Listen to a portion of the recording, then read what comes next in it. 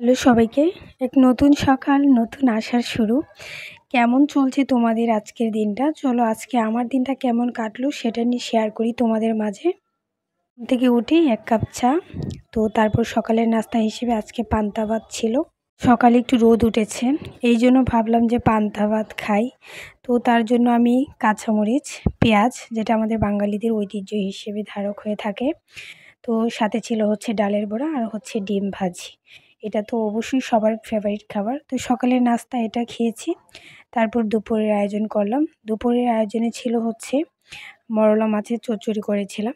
এই জন্য আমি আজকে দুপুর মানেই তো পেট পুজো, আজ রান্না করেছি মরলা মাছের চচ্চড়ি। রান্নার গ্রান আর গরম ভাতে এক চিলতে সুখ যেন সারা ঘরে ছড়িয়ে পড়েছে, কি বলবো।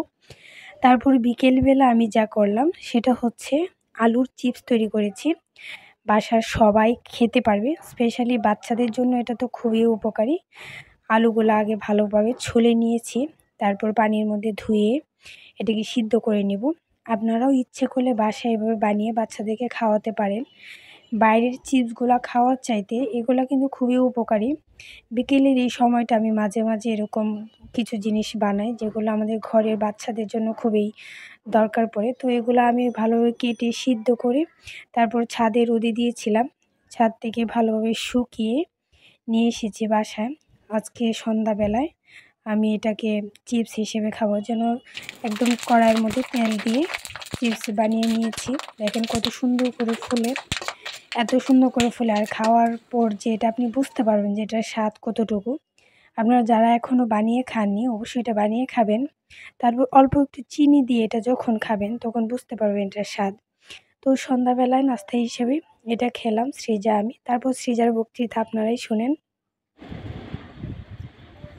তো হ্যালো গাইস, আশা করি সবাই ভালো আছেন, আমিও ভালো আছি।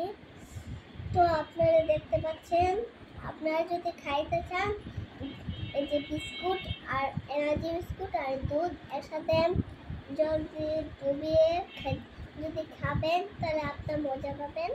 আপনারা যদি বানাতে চান তাহলে দুধ গরম করে বিস্কুট নিয়ে এই দুধ গরম করে এখানে আনবেন, পরে খাওয়া শুরু করবেন।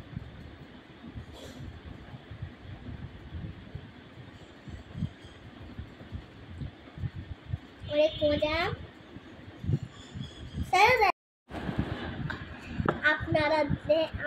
আপনাদেরকে শিখিয়ে দিই, আপনারা দেখেন। প্রথমে এটা এই যে দুধের মধ্যে ডুবাবেন, পরে মুখে দিবেন।